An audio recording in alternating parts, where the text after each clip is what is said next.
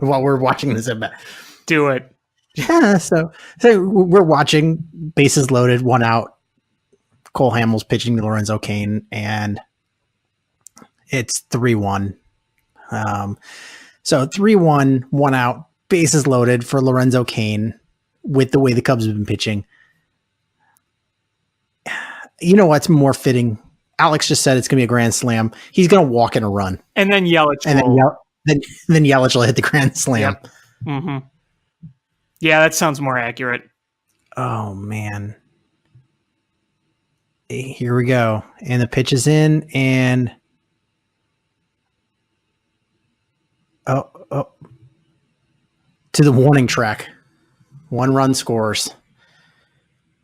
We keep this if we hold this at 1 run, I will count that as a huge win. But do you think it's going to happen? No, because right now it's Christian Yelich who is absolutely, creaming the ball, and Lorenzo Cain came so close to just parking that in center field.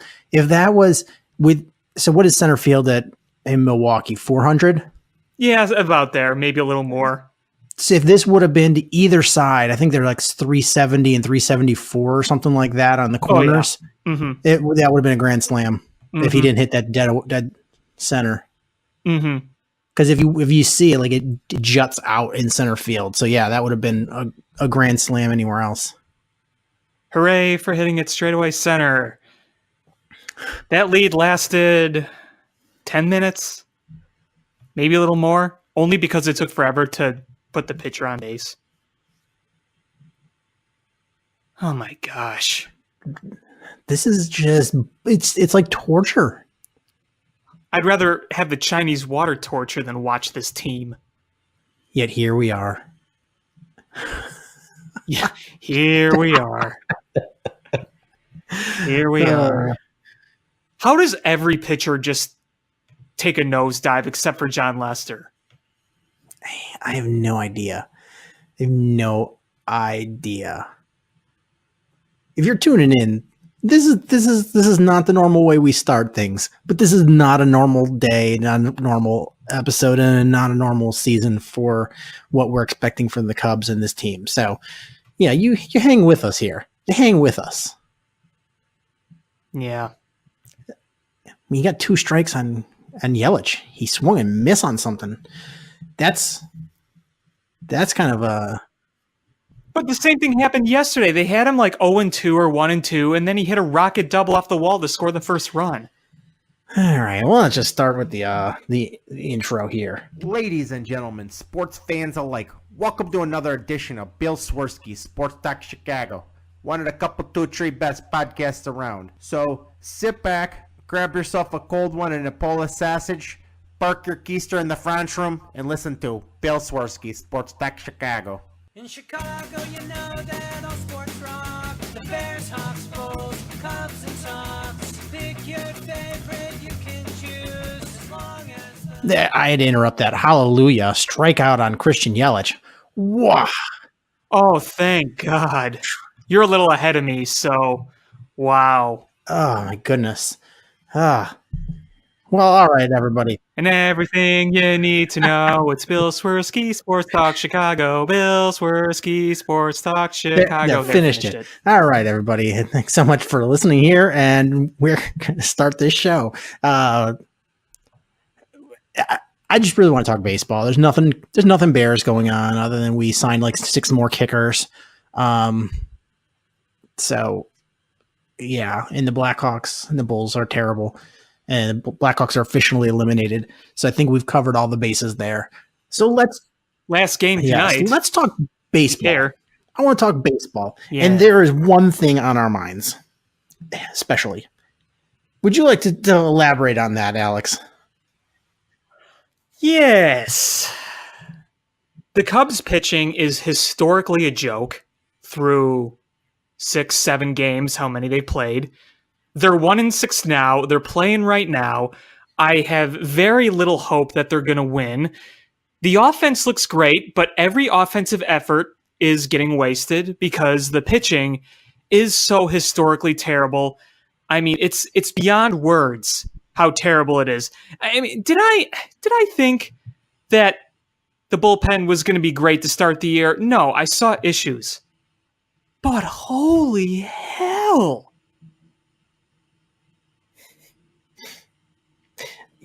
I mean, that sums it up. It is not even like, oh, hey, the bullpen's been bad.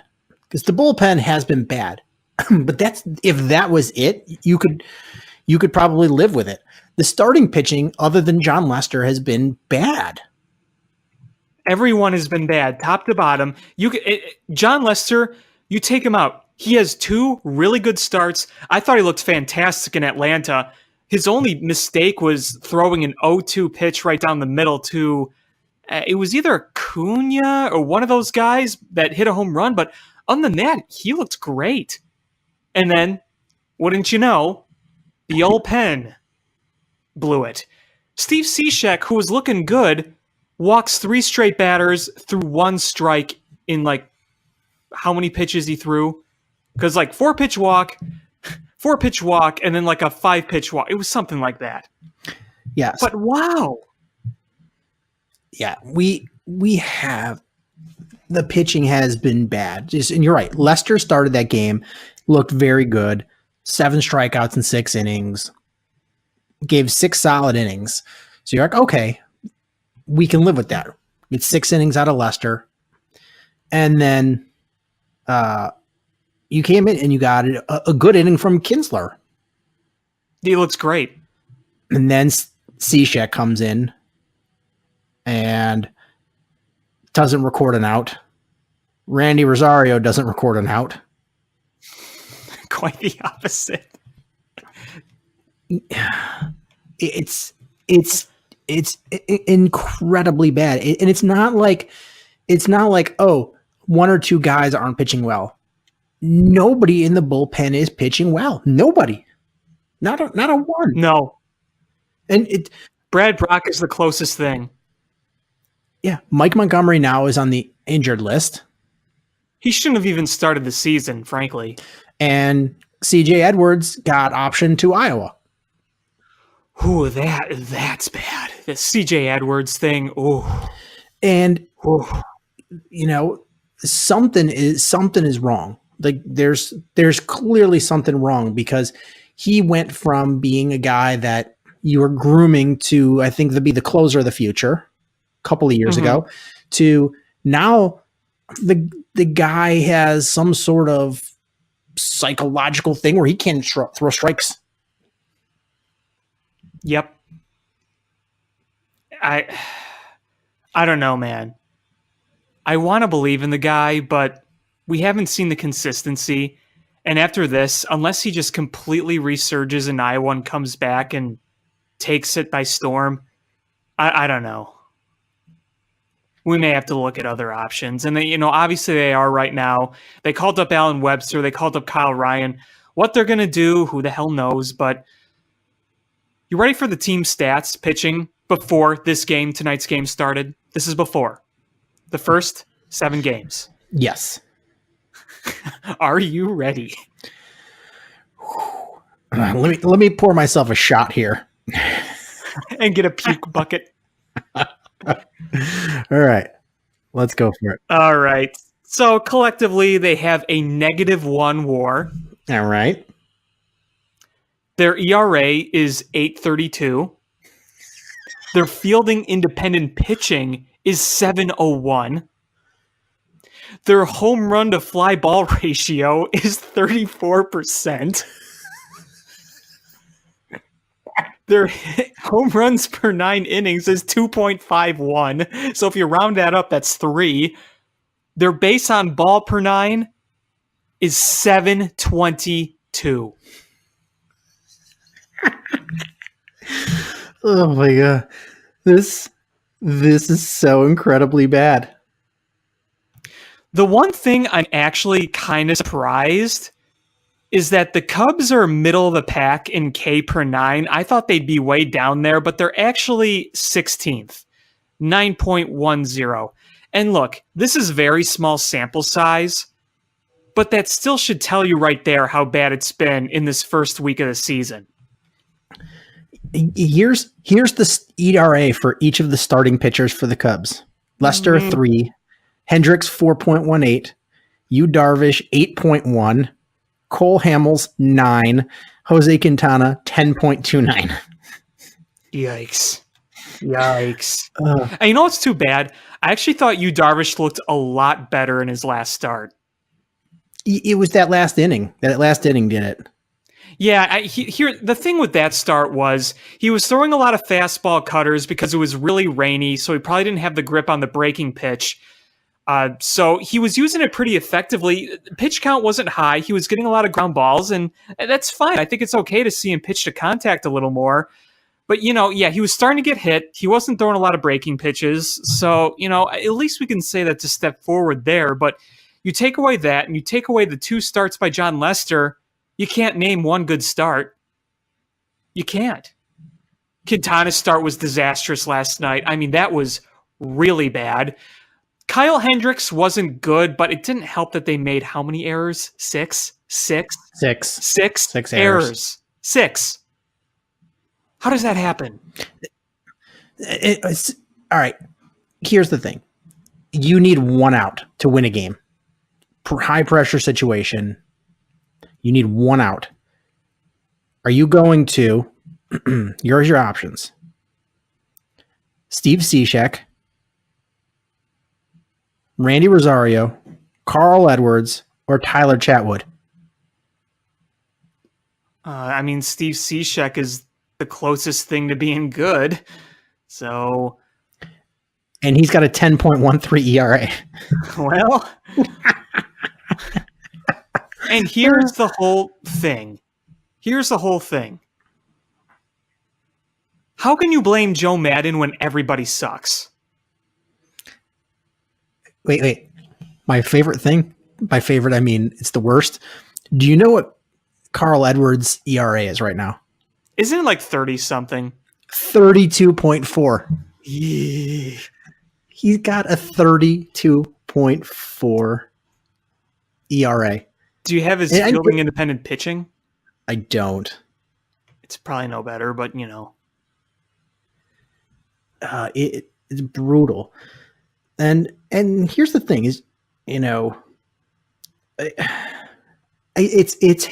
this pitching is historically bad. Like at this point in the season, the last time the Cubs gave up this many runs was, I think, 1901. John Lackey's ancestors were just settling in Texas. They too had a horse named Buttercup. Buttercup the first. John, the great grandfather John Lackey's got like one of those old time rifles from like the late 1800s, and he's got a big mustache and he's got the spurs. He gets off and sees just blank field, walks around, clank, clank, clank. This is gonna be our home. I plant my flag at the latrine. I don't even know what to say here. It's ridiculous. Like, there's some people are saying that it's the pressure that the front office put with the slogan, it's October is in March, is whatever, basically saying these games matter. But if that gives you so much pressure that you don't know how to throw strikes, then you're in the wrong profession. Yeah, there's... I don't know what to make of it, because how does everybody go bad? Everyone's going to start bringing up... They already have. They've brought up the pitching coach, Hottovy. I mean, how does a pitching coach make everybody go bad at the same time? But at the same time, you ask, how the hell does a pitching staff just go bad? I don't have an answer. This is not a real thing. Like this, if you could have said what your worst case scenario of start of a season is, would it have been anywhere near as bad as what's happening? No, I would have thought worst case scenario would be you lose 2 or 3 to Milwaukee, you lose 2 or 3 to the Braves, and you lose 2 or 3, or you only take 2 out of 3 and not sweep a lowly Rangers team. That's what I thought. I thought like worst case scenario would be like, all right, we'd probably go back to Wrigley Field, maybe a game or two below 500, but they're potentially going back 1-8. Yeah, and they're potentially they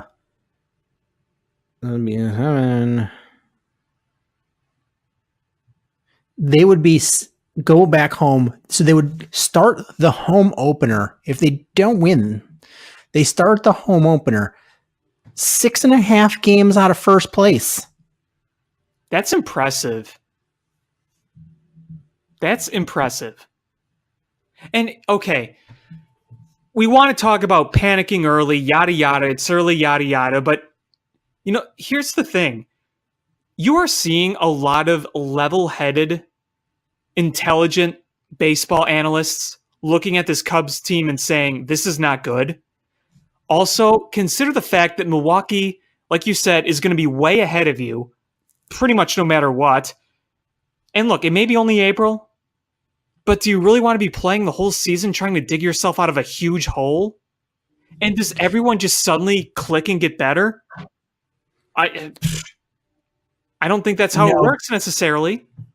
All I'm saying is Bacoda's looking at us and go, told you guys. Yeah, I owed a steak dinner. I'm sorry.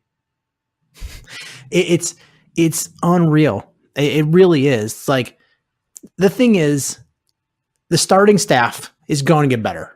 Because they can't get worse, and so the starting staff, I feel confident that they're going to get better. Are we fair in saying that? I mean, they have to. There's no way this could get worse. But how much better is the bullpen going to get? I don't know. You know how it gets better is if you add other guys. Yeah, and the thing is, there's guys out there. They're still out there. There was another name on the list I wanted to bring up of guys available. His name is Fag Mimble. Fag Mimble is very interesting because, according to these stats, he's one of the best relievers of this decade. So why don't they go after him? Well, I mean, again, is the Ricketts family, they don't want to go and start eating top ramen every night because, they got to think about, their family. They're broke. What are they going to do? They might have to sell a mansion. Yeah. Oh, Smithers. I know it's not my money, and it's hard to spend somebody else's money, but I'm going to spend their money. This is an embarrassment. This is embarrassing. This is probably one of the more depressing moments as a Cubs fan that I've had. And all that winning attitude and changing the culture, it's gone the wayside. Is this team is terrible. They've got a lot of talent on paper, and they're at the bottom of the division. And it's not only like just bad pitching. Look at all the errors they're making. They have 3 catcher's interferences already this season. The last time they had 3 in a season was all of 1979. It's April 6th. Jason Hayward has multiple errors. The guy you would least expect having errors. Yeah, he should have no errors. There should be no errors from him. I don't even know. I don't know what the fix is. There's no fix to the bullpen other than adding guys. Right. Like, there's nobody in the minors that you're going to bring up that's suddenly going to right the ship. Right. It could help. It could help things out a little bit, but it's not going to just make everything better. You were depending on Carl Edwards to be better, and he just took a massive nosedive. So it went the other way. it went the polar opposite. So you don't have him.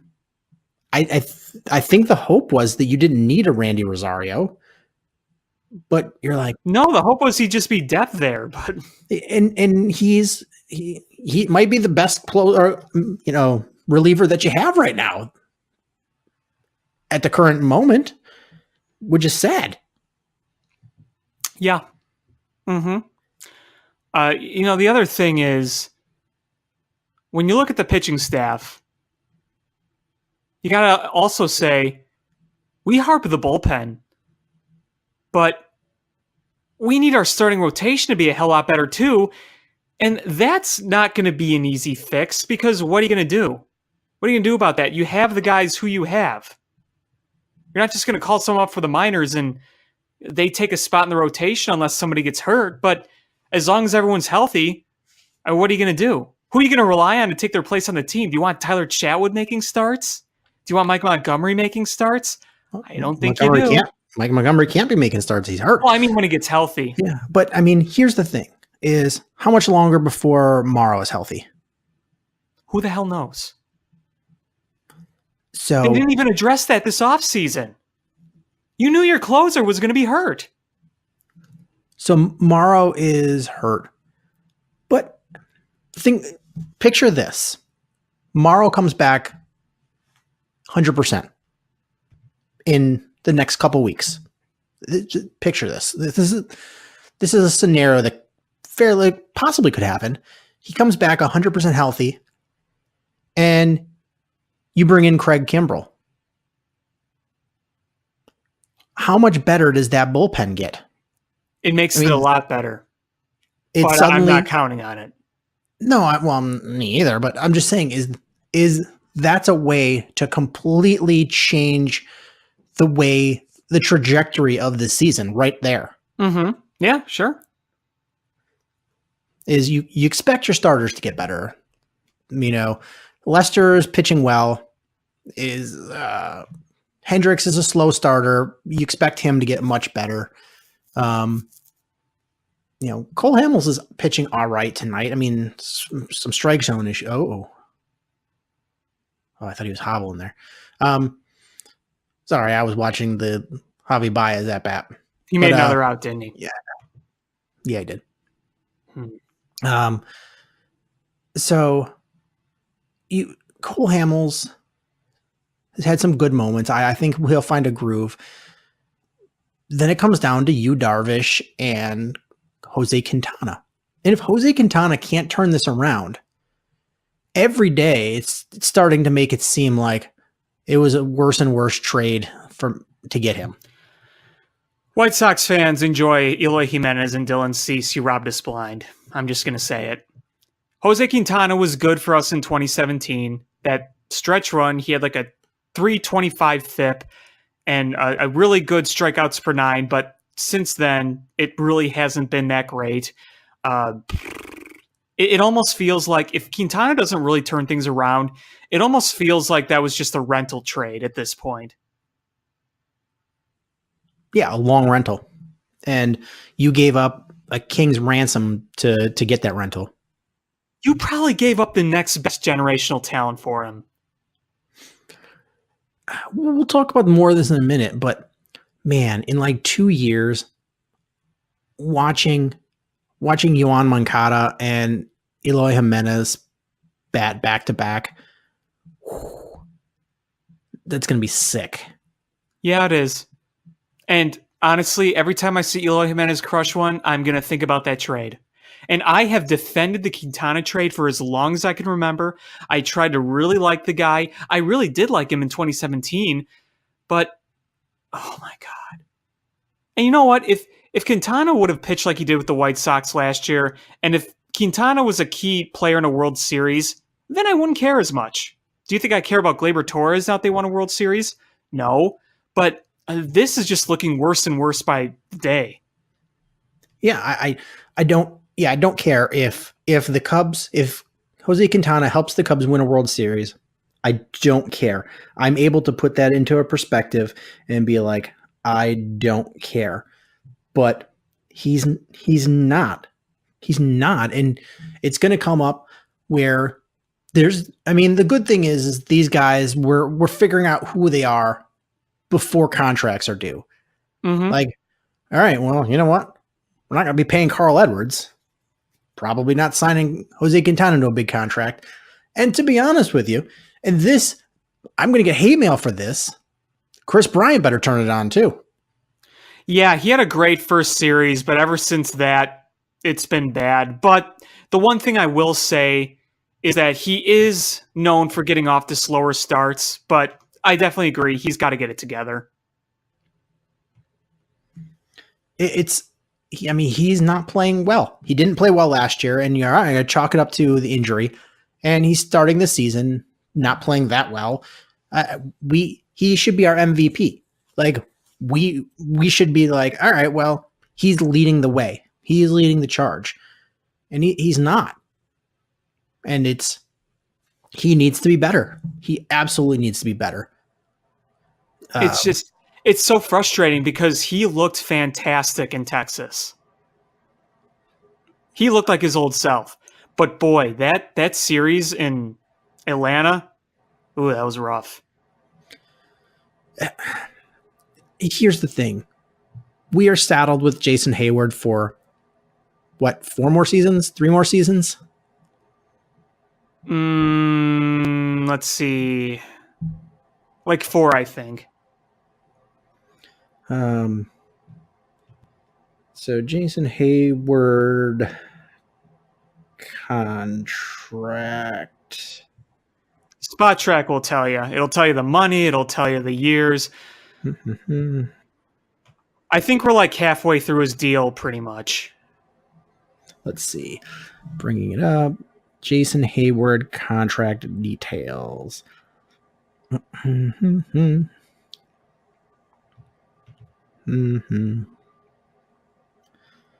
aren't you loading? Well, while you're on that, I have an overall question. Oh, it was an Are we seeing 8-year deal. So he's a free agent in 2024. So yeah, we've got this year. So 1, 2, 3, 4 more years of him. Way too many years of you Darvish. That's going to hurt us getting guys. And sorry, ask your question. I know it's kind of early to ask this, but if this does continue, we're going to play worst case scenario. Do you think that this whole season is Theo's bad moves just showing its ugly head and showing us that he's not perfect and he's made a number of blunders? I have gotten so sick of people being overly critical of Theo, but you know what? We may be starting to actually see maybe he didn't always make the right decisions. I mean, I don't know. This happened in Boston too. That was the criticism? Is he turned the team around, got him a World Series, then made a bunch of big contracts that didn't pan out, and then he left. Because look, you're not going to score on every single trade, on every single move, on every single signing. Some guys are not going to work out. I mean, let's say Jason Hayward was still what he was, but you weren't saddled with like a bunch of other bad contracts, or you upgraded from an Albert Almora. Then you could be like, all right, one that didn't work out, but you got the Tyler Chatwood thing. You put your faith in Albert Almora and Ian Happ when you could have gotten Lorenzo Cain or Christian Yelich, and I think we're seeing that pretty much bite them in the ass. I still think they should have at least gotten Lorenzo Cain. You could have signed him. That solves your leadoff issues right there. I was a huge Albert Almora fan for a while, but I think right now it's pretty clear that he's a glorified Austin Jackson. He's a bench platoon guy, defensive. Look at these at-bats. He hacks away and doesn't have any patience. You see a lot of talent there, but you don't see the execution. A lot of ground balls. Just, you wish you'd get more from him, and you've seen flashes of him being really good. But you know, he's not, I don't think, what we expected him to be.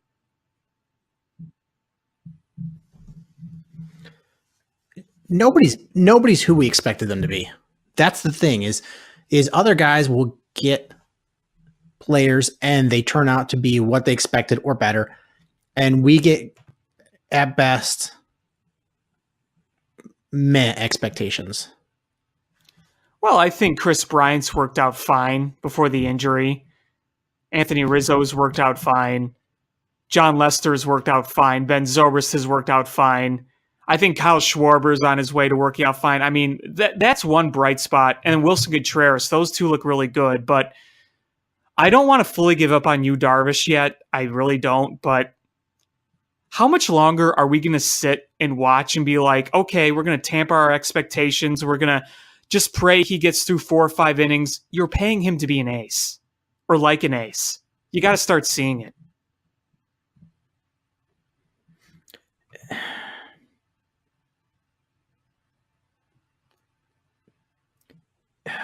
I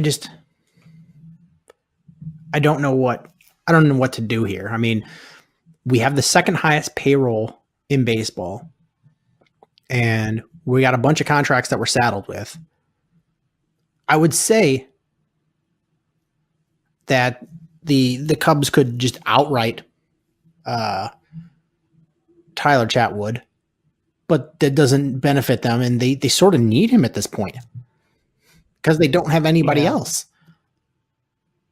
Yeah. It's hard to know what to do. It really is. Unless the team gets better, you look forward and you say, what do you do? If this keeps going, and this is an if, I'm not saying it is, but if this keeps going, and it's pretty clear you're not going to the playoffs this year, and you're going to start making some moves, I think you try to make as many moves as possible with veterans on expiring contracts, and I think you explore Happ and Almora. You keep Chris Bryant, you keep Anthony Rizzo, you keep Javier Baez, you keep Wilson Contreras, you keep Kyle Schwarber, probably keep John Lester, you keep Kyle Hendricks, but a lot of other guys, if Quintana's playing better but they're not in there, maybe someone will take him. Ben Zobrist, Steve Cishek, Cole Hamels. Got to make guys available if we get to that. If we get to that. And you're going to be looking at a retooling situation. It's hard to know where to go. It is. And I mean, we're talking way early. We're like 3%, 4% through the season. And what's the old saying? Never count a team out this early in baseball. Man, I think I heard on McNeil and Parkins, they were saying at this point, if this was the equivalent of an NFL season, we'd be in the third quarter of game 1 of the season. Yeah. So it's early. It's early, but there's so many bad signs that I don't know how you recover. It's like I said, you got to turn it around like this before you dig yourself too deep of a hole. How do you do that? How does everyone just start pitching well again? The only benefit I see is that after the series, you play some bad teams and you play some home games. You have to just win a lot of those. Because not only are you trying to catch up to a team that's way ahead of you, you're just trying to get back to near 500.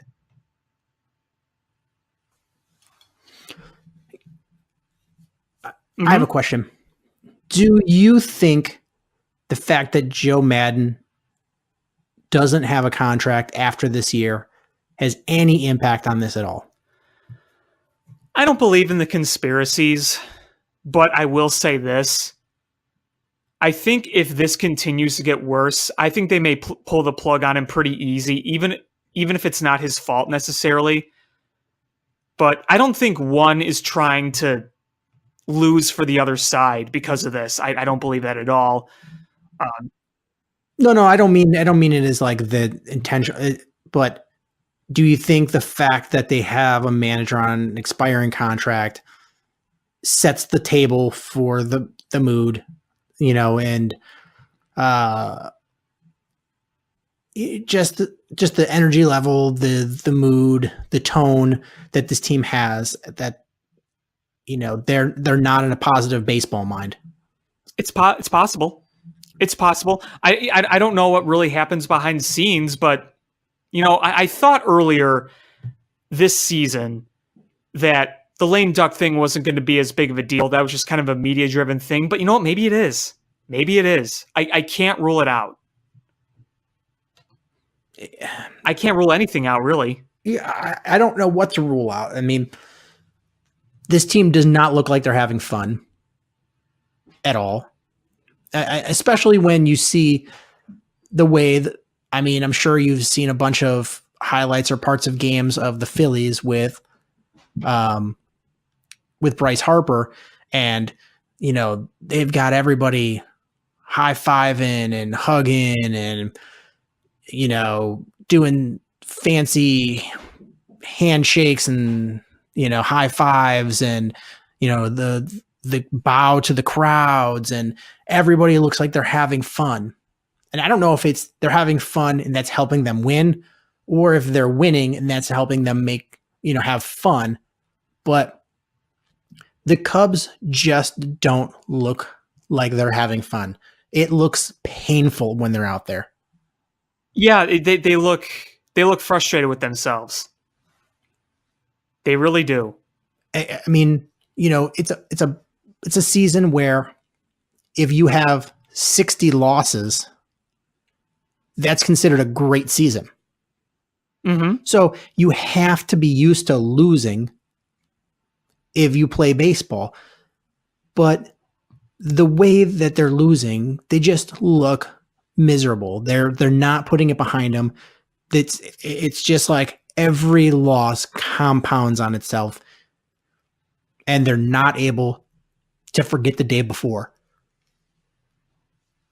And that's the thing with this team so far.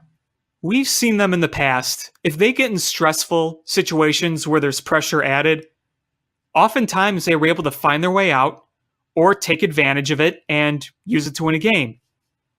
Now, if there's just the least little bit of pressure added, everything falls apart. One base runner, everything falls apart.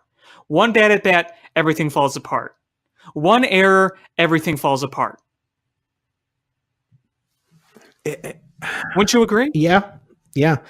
It's like everybody talks about Yu Darvish having some sort of mental weakness as far as being able to handle the stress of the game, and it seems like that has been contagious.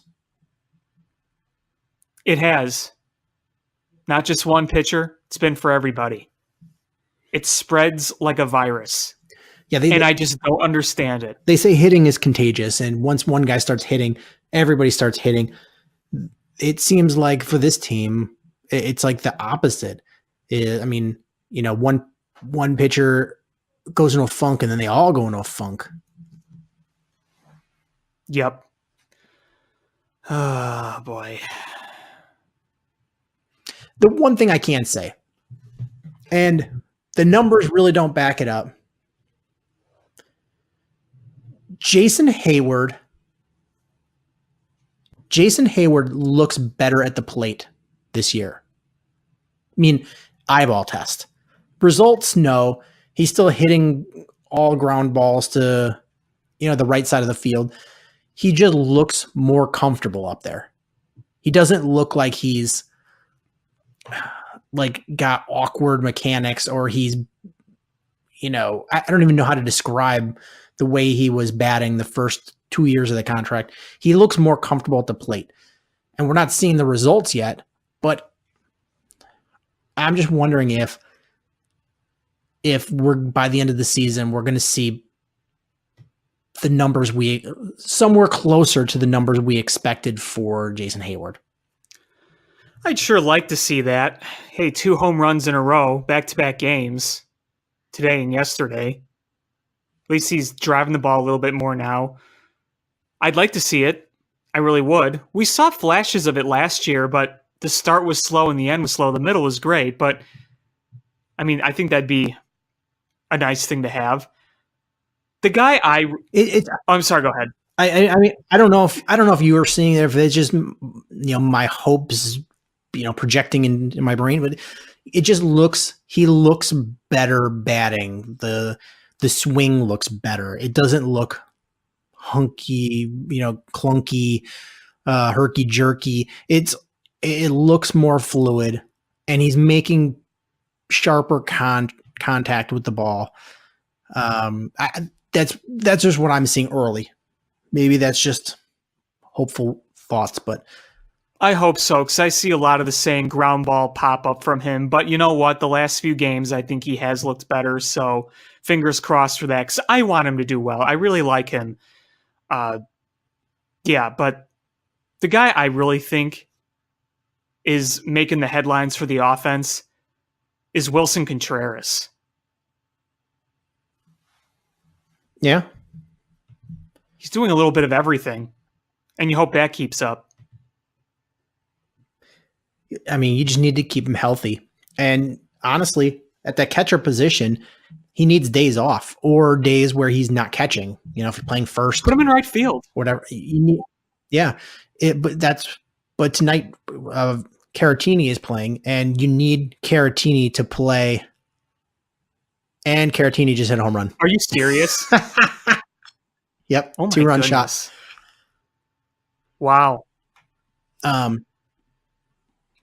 So yeah, you need Victor Caratini to play well enough where you're comfortable putting him in and giving Wilson Contreras time off. Because otherwise you're going to have a tired, beat up, sore, nagging injury Wilson Contreras. And we know what we get when we have that guy.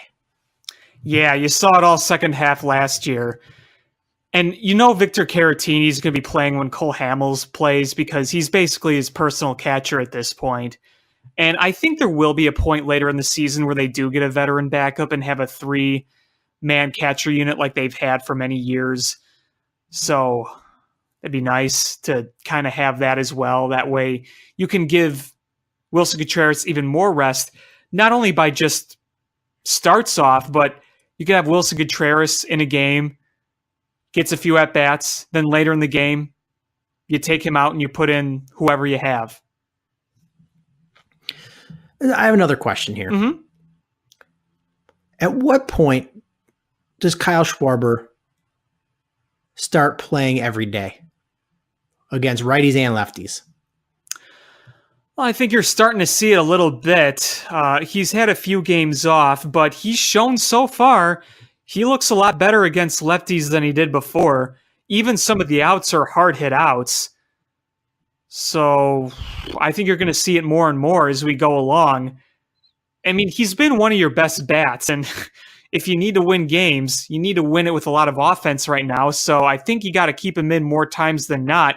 And it's funny because you look at like Mark Zagunis and you say, wow, he's been hitting pretty well, but his defense, whoo, PU. Did you ever think you'd get to the point where you're like, man, I wish Kyle Schwarber was in there for his defense? No, that's the crazy thing. But it's 2019, and here we are. It's 2019. We're like, oh man, we need Kyle Schwarber for his defense, and Carl Edwards has a 32 ERA. And that's where we are, Cubs fans. That's where we are. Yep. You saw that diving catch he made the other day in Atlanta. It was, the conditions were perfect for it because you got the slide afterwards. You saw a big crater where he slid, just a giant crater. And all the dirt and the grass is stuck on his shirt. So, yeah, I mean, the only thing I can hope for is they can eke this one out today, but it's the fifth inning. against the Brewers. They're up 4-2, and a 2-run lead with this bullpen against the Milwaukee Brewers in Milwaukee is not anywhere close to safe. I wouldn't be safe with 20 runs. So if they can come out of this game and sneak out a win, and then head into back to Chicago, you just hope that, all right, this is the springboard to, coming back home and correcting things. You would hope. You would hope. Sometimes just, going home is the best medicine, and I'm hoping that's the case. Everybody sleeps in their own bed. Joe has, cows and chickens and Buttercup over there so everyone can pet them. And oh my God, John Lackey comes out there and Buttercup rears up and John Lackey throws the ceremonial pitch from Buttercup. And he's like, "Come on, you Nancy's. You need to get this win in this game." They have Blackie and Buttercup in the 7th inning, the booth with Len, and Len goes, "So, Buttercup, what do you think of this?" There's one bucket for like his oats that like you can strap to Buttercup's mouth, and then there's another bucket for just jaw. And Buttercup is making a manure pile in the outfield. John Lackey hires like some kid to just hold the oats can and the jaw bucket around with them. They're walking around with their arms held straight out, one with the poop bucket, one with the spit bucket. It's a what do they call the squire in Old West times? I don't know. It's a good question. Anybody out there knows what the Old West version of a squire is? And Brian just struck out on 3 pitches. Of course he did. Oh man. So should we talk about the other team on the other side of town? Yeah, I think I've said my piece here. So White Sox, despite today's game, which, wasn't very good, there's a lot of positive signs from this team. And, it's hard when you've lost for this many seasons to take small victories. But I promise you, White Sox fans, there are big victories right around the corner. Absolutely. And speaking from experience of not wanting to see any more losing and being hard to see small victories, if you take the small victories, then you're going to enjoy it a lot more, because there are plenty of small victories you could take. And, it's not like they're 1-6 like us. They're 3-4. They gave their home fans a thrill on opening day. It was a high-scoring game, but hey, it was exciting. It was fun. And just be glad that White Sox are watchable again. I mean, we're at this point in the season where it's still early, but we're in the end of the 3rd series. Leury Garcia is batting .321. Yoan Moncada is batting .379. Abreu's batting .275. Tim Anderson is batting .500. Is he really? Wow. Yep. I didn't see. I have a bunch of other stats for other players, but I didn't see his. Wow. Yep. 2 home runs. Batting .500. Yeah. Who else is playing the field regularly? Yonder Alonso, he's doing all right. Yeah, I know he's drawing a lot of walks. No. Yeah, he's not hitting. So okay. I just knew he was walking and a lot. Eloy Jimenez is turning things around. I mean, what do you expect? He's really young. You got to be patient there. And the thing with a guy like him is Eloy Jimenez is the type of guy that has never struggled at any point. I mean, since he's been in the minors, he hasn't struggled at any level. No, he hasn't. He just hasn't. He's just clobbered the ball everywhere he's gone.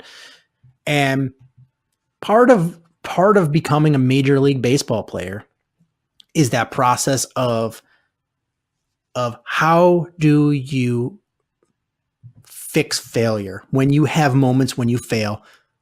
How do you respond to that? How do you turn it around? And baseball, probably more so than any other sport, is one where you have so much failure. What other sport is it that you make an out 7 out of 10 times and that's considered good? It's crazy when you think about it. So you have so much failure that you have to learn how to recover from that, how to respond to that, and how are they pitching to you? How are you going to respond to that? How are you going to fix your swing? How are you going to change your approach? And at no point has Eloy Jimenez had to, deal with that. Sure, he's had the lack of success as far as the league goes, but everywhere he goes, he's batting 350, 340, 325. He's hitting well with a high OPS. There's no struggling in there. He has early struggles here because the pitching is clearly much better in the majors than it is in in double A, single A. I don't think he played in triple A. But the pitching is just so much better. And not only is it better talent-wise, they're much smarter and they scout better. They know how to pitch to individual guys, and they've seen every situation. Major league pitchers have seen situations, and they know how to pitch to you. When you're playing double A, you're either playing against kids that have never made it or that are still green. So you're going to hit struggles if you're an Eloy Jimenez. It's how you respond to those. And Yoel Moncada had a real rough year last year. And this year, you see he changed. I mean, he turned that around, and he's hitting like gangbusters. He looks fantastic. And he's decided he's going to be the superstar that everyone thought he was going to be. And, Eloy's going to get there sooner or later, probably sooner as opposed to later. Yeah, I mean, baseball is all about growing and adjustments, and yeah, it's something that I think is really fun to watch. When you figure last year you saw the struggles, but you saw the promise. You saw the raw things he could do. Now you're seeing it all come together. He looks like a different player. Yeah, he does. And the White Sox are putting up good runs, and they have a similar problem as the Cubs. Is the pitching hasn't been there, but at least with the White Sox, they've got a ton of financial cap room, or not really cap, but they have a lot of money that they could have put into the team to get pitching. Plus, they've got so much talent in the minors as far as pitching that, they're going to, a lot of is injured, but these guys, when they start coming up in the next couple of years, solidifying the starting roster and their starting rotation with the way these guys are swinging the bat, you can't help but be like, oh man, I'm chomping at the bit. I'm excited for this. I'm a Cubs fan, and I'm excited for this. I'm excited for my friends that are White Sox fans. I'm excited to have a winning baseball team, a potential dynasty coming forward in this city. Sure, it's not my team, but it's my town. I'm excited to see it. Yeah, I mean, you get to watch it all the time. It's in the market, and yeah, I mean, the Sox have not seen the playoffs since 2008, and it's long overdue for them to see it. And I think you're going to be seeing it very soon, because I tell you, they are going to be benefiting from a really terrible division, and they got advantage of that. It's not going to be the reason they're good. They're going to be good because they're good, but just imagine what they're going to do to this division. This team beating up on the Indians that Indians team has no lineup. The Tigers are going to suck for a long time. The Kansas City Royals are going to suck for a long time. The Twins, you never know what they're going to do. Yeah, the Twins should have a better team than they should be the only ones that are competing going forward. But yeah, the Cleveland is all or nothing team right now. Their window is pretty much almost shut. They're making one dash. And they had opportunities to add now. This is like their kind of last ditch effort here, and they know Lindor is going to be gone. They pretty much said it. Whoa! Ooh, something just fell on my desk. It was a hockey stick. It's okay. That just came out of nowhere. Wow, the things that happen on this show. But yeah, for the White Sox, you've had, you had a nice first start by Lucas Giolito, and I think we were all cautiously optimistic. Hey, did Lucas Giolito figure it out? And then today he was just like, nope, not so good. Reynaldo Lopez has not been pitching well. He's got a 10 ERA. Yeah, I know he's been getting pretty hit hard. It doesn't seem like walks are the issue. It's just getting hit hard with him. Yeah. So, Rodon is pitching well, but other than that, you just don't have consistency in the starting pitching. You have a similar situation going on over there on the south side as the Cubs. The White Sox is the Cubs, where you're getting good hitting. But the pitching just hasn't been very good. I mean, it's not as bad as us. It's not as bad because you're not paying what we're paying for the pitching we have, but it has been better down there. But the White Sox. The White Sox have a lot of promise going on, and that's cool to see. It's the only frustrating part is that with this ownership, are they going to invest the money that you need to invest to bolster the team that you've been building? Well, they better. You've got this really good framework and foundation, of this pool of talent, and you've got to, you've been bringing them up in waves. So you had the Tim Anderson wave, and Yoan Moncada, now Eloy Jimenez. You're going to keep bringing guys up. So by the time the next wave comes, Tim Anderson's kind of a veteran almost. Yeah, and he is. You've got to bring in. You've got to bring in some veteran pitchers. You've got to bring in, just spend some money on guys that are going to help make this team better.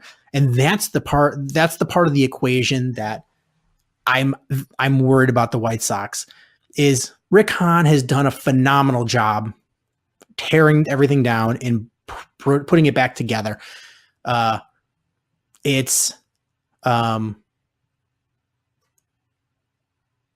Sorry, somebody just hit a home run for the Cubs. I think it was Javi. Yeah, Javi. Oh, is it a home run or is it inside the Parker?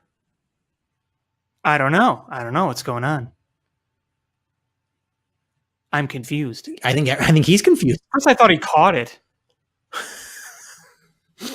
No, it's a home run. But you've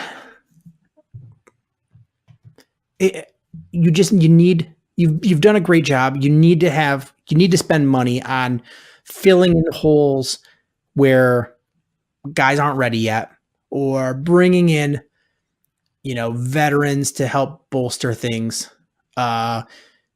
Veteran depth, a place where the Cubs need help, a veteran catcher.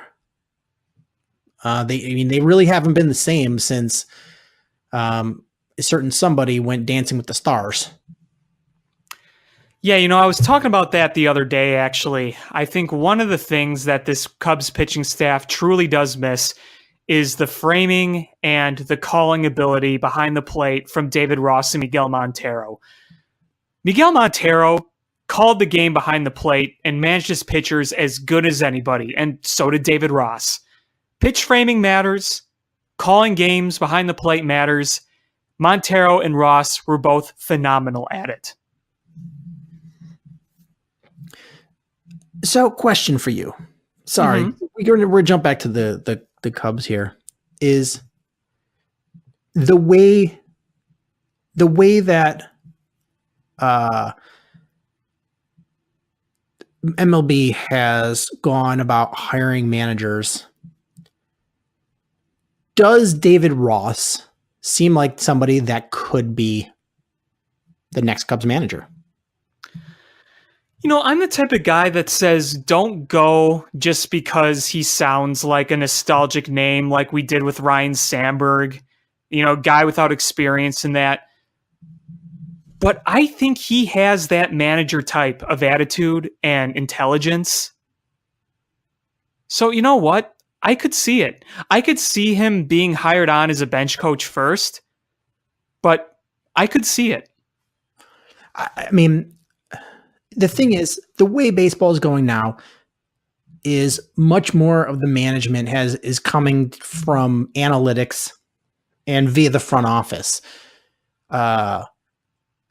And so you don't need that, I don't know, level of experience that you used to, where you'd have like a Jim Leland that coached for 400 years. You don't need that as much. And you look, a lot of these guys are first-time managers with no experience. Number one. Number two is, historically, of people that became managers, the vast majority that were catchers have had the most success. That's true. That is true. Joe Torre was a catcher. Joe Madden was a catcher. Yeah, so you look at that and you're like, all right, well, then he played that position, played it for a long time. And, not the most physically talented guy. But he learned how to play the game the right way. And you have a very smart front office, helped him along the way with a good analytics department. And clearly he has the respect of this team. He could walk in and everybody's going to turn and look at this guy and be like, all right, I'm listening to what you have to say. And it could be a sharp contrast in the message that they've been getting for the last however many years under Joe Madden. Yeah, that's true. Question for you. Do you think, no matter what happens with the Cubs, good or bad, do you think that Joe Madden is going to be the manager come September? Because I'm not saying he won't be, but it feels like there's a greater and greater chance that he may not be. I don't know. There's just something just doesn't feel right. And it's nothing that he's doing. It's just this known friction between the office and him. And if the Cubs keep going the way they are, they're probably going to make a move. It's possible. Who do they have just be the sitting manager? Probably Mark Loretta. I'm not here saying they should fire Joe Madden. I think 90% of what's happening with the Cubs is not Joe Madden's fault. How can you manage a bullpen when everyone is bad? How can you do that? What would you do differently? It would fail either way right now. Yeah, it's hard to blame him. But you don't know what's going on in that clubhouse. Has the clubhouse been lost? I don't know. I can't answer that. I feel like they are not in the best state of mind, but do I think he's completely lost the clubhouse? I don't know. No, I don't think Joe. Think so. I don't think Joe could ever lose a clubhouse. Totally. It would be really shocking to hear if he did. It's more of I guess maybe I worry with Joe is an apathy rather than, you hear stories in the NFL of locker rooms getting lost, like the Trestman era. where they just don't respect him. They just do their own thing. Right. Nobody listens to him. There's just mayhem and chaos. Like I never would see that with a Joe, but I could just see guys that are just like, they're tired of the message. They're tired of the gimmicks. They're tired of The message is stale is know. basically what you're saying. I'm not saying, I'm just saying that would be the only situation I see. I can't see him losing the clubhouse. I don't either. I'm right there with you. I don't see him getting fired mid-season unless they just Continue. unless you have some sort of mutiny against him, which I don't see. I would be shocked. I don't see him coming back next year. John Lackey comes to lead the mutiny, even when he's not on the team. I don't know what's going on, but I'm mad as hell. Yeah, he's got his face painted half and half like Braveheart.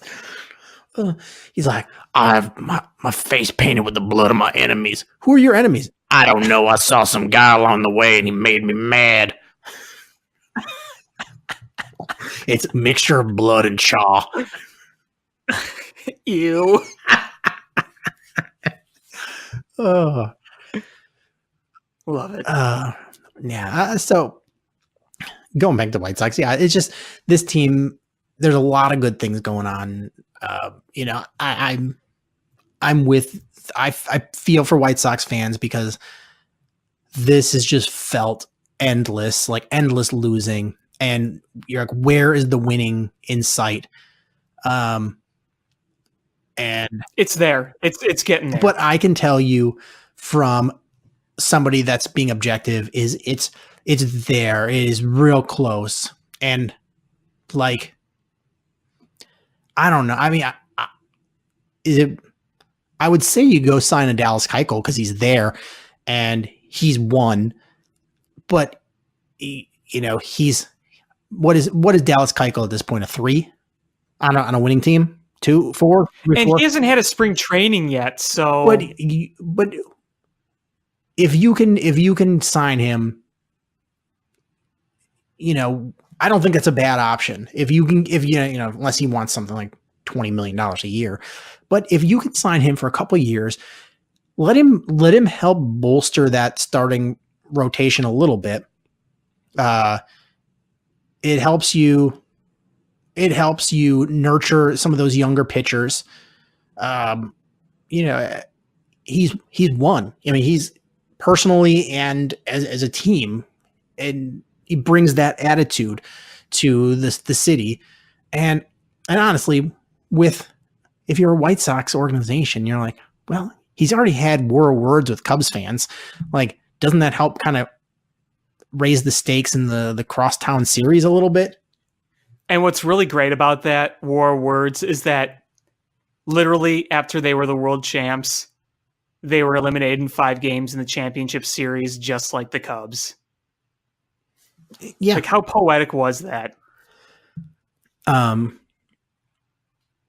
So yeah, I mean, I just the White Sox stop being cheap. Bring this guy in. Why not? Couldn't hurt. And if he sucks and you give him just if you give him a low deal and he sucks, who cares? Yeah. So I don't know. I'm not saying that's the right answer. I'm just saying is if you're the White Sox, this division is open, and give your team and your fans that little bit of taste of winning. It would make a statement. And playing competitive baseball, because nothing separates the winners and losers from actually playing competitive baseball. Yeah, that's true. When you're playing in no pressure baseball, man, it doesn't, just because you're hitting 350, like, okay, well, you're playing, you're in last place. But if you're got a guy and he's hitting, and you are in competitive baseball where you're trying to, you're fighting for first place, that really separates who's the winners and losers. And that's what you need, is to figure out who it is that's going to be part of this winning core. Yeah, absolutely. I think that if the Sox can make a statement like that, it sounds cliche, but I think that would make a big difference. I really do. You sign a guy like Dallas Keuchel, they say, you know what? We're trying to compete now. Like you said, the division is open. Whether or not it works, it shows that this organization is seriously serious about winning. And they are, no matter what. But I think some White Sox fans kind of lost a little bit of that faith when they struck out on Manny Machado. But you know what I'm noticing? With all these young guys starting to come up and play well and make a difference, you don't really hear about Manny Machado much anymore. And you know what? It's kind of pointless to talk about Manny Machado because you have a lot going for you now. And there's nothing you can do about Manny Machado. So, you know, you don't have to harp on it. Yeah, you know what? Prove that Manny Machado needed you more than you need Manny Machado. Dang right. Exactly. That's the attitude you got to have, not only from the clubhouse and the players, from the front office as well. Is, you know, you go out there and you show that he made the wrong choice and he's stuck never getting to play for this team. Yeah, that's the best way you could do it. He could have been batting, been sandwiched by Yohan Moncada and Eloy Jimenez. Yeah, do that. And you're like, man, that would have been awesome. That would have been awesome for baseball. And you made the wrong choice. All right, well, yeah, the White Sox didn't cheaped out, but the White Sox, you need to recover from that as well. Be like, you know what? We realized that we cheaped out. We didn't do what we needed to do as far as the financial option. This is the climate of baseball. We're gonna have to pay guys. We have to open up the pocketbook, and we're gonna go out there and make some smart choices. We're not gonna be like, crap, we had this money that's earmarked for this guy. Now we're just going to throw it at somebody else that doesn't deserve it. Right. So that's, you just hope that, especially now that you've got quality players still on the market, is if you're the White Sox, pony up some of that money for a short-term deal. You got plenty of it. You got plenty of it. Pony up some of that money in the short term. And make a run at this year. What's the harm in that? You're in the middle of the pack, and you've had some bad starting pitching, and you are in the middle of the pack. It's a wide open division. Yeah. Look how, John Lester is way better than Dallas Keuchel. And but look what signing John Lester jump-started everything for the Cubs. Mm-hmm. I just give your team a boost. Be like, you know what? We believe in you right now. We're gonna give you another weapon to go out there and try to take this division. I don't think the Indians are very good. And if they make the postseason, they're gonna get trounced by whoever they play. I think Minnesota is the best team in the division. I think they got the best offense. So, but I don't think they're any sort of juggernaut. Is giving your team. No, they'll be destroyed by the Yankees in the first round. The Yankees aren't playing very well. Yeah, but they have so many injuries. Have you seen their DL list? It's ridiculous. Hey, you know what? They just lost Troy Tulowitzki. They got a lot of good relievers. And we have this infielder named Addison Russell, who I kind of want gone. They need an infielder. We need some relievers.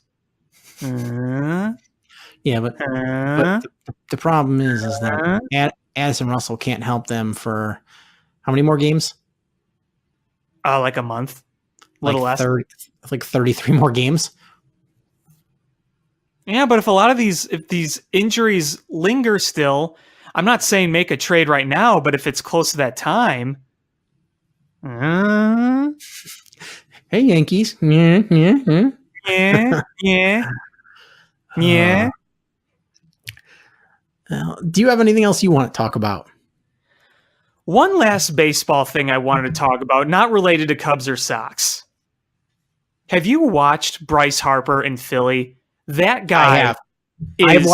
I've watched quite a bit of him because my wife is a Phillies fan. So right. we've That's had why I some of the figured games you on. would. Yeah, so any game that's been on nationally, we've at least watched part of it. It's the energy that he's brought to that team. It's been unreal. Like it's like he's renewed in his energy and he's revitalized that team, and they play like happy baseball. And you've got Phillies fans that aren't throwing batteries; they're doing positive things, and like you're just like, what is going on here? It's just. I mean, he's been hitting unreal, but the change in tone on that team has been the biggest thing that he's done. Absolutely. And I was watching on MLB Network.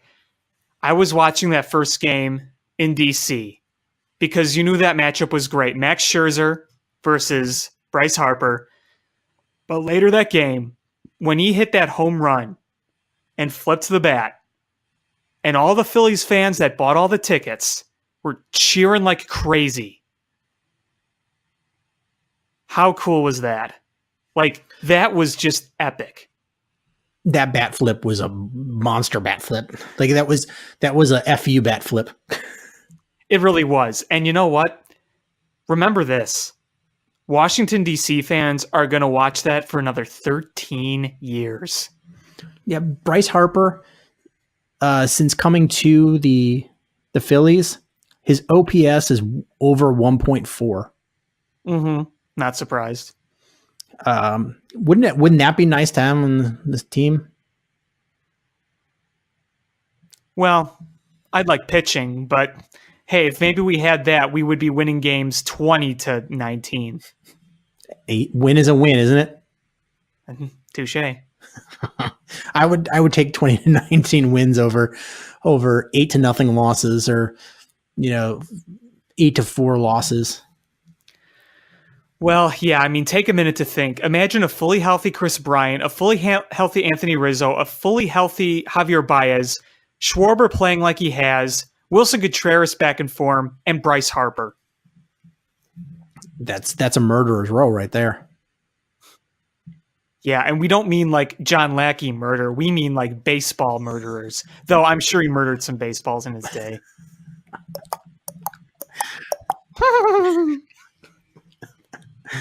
All right, one last question, and then I'm done. Okay. So in old Western movies, does John Lackey wear a white hat, cowboy hat, or does he wear a black hat? Well, we've seen him wear the white in real life, so I like to think he's one of those cowboys that wears all white. But I feel like if there's a duel, like he's going specifically to duel, he wears black. I can see that. But his boots and spurs are brown. I just want to clear that out. Could you ever see John Lackey wearing red cowboy boots? Or just with the blood of his victims. or would he duel somebody that had red? Oh my god. Oh man. I'm sorry. I thought Cole Hamels just hit a grand slam. That's a sac fly, but I thought he got all of that. I'm sorry. He did get a nice hit on that, or he made some good contact there, but got us a run. Is a 5-run lead enough to hold off the Brewers? No. Oh man, Carl Edwards is like, damn it, why'd they send me down? He's like, I could have blown this lead like nobody's business. They need more than they're up 7-2 right now, but they need more. Well, I guess that's going to do it for this episode of Bill Swirsky Sports Talk Chicago. Thanks for indulging us and letting us get our therapeutic, baseballness out, because this has been brutal so far. Yeah. Thank you guys so much for listening. Next week we'll have more. We'll talk more about the end of the death of this Blackhawks season. Definitely more baseball. Hopefully winning baseball. And maybe the Bears will do something by them. I don't know. But thanks, guys, so much for listening. Please hit us up on social media at ShyFanPat1, at Swirsky Sports, Facebook.com/Swirsky Sports, SwirskySports.com. Hit subscribe however you listen to podcasts, whether that's iTunes, Stitcher, YouTube, or the TuneIn app.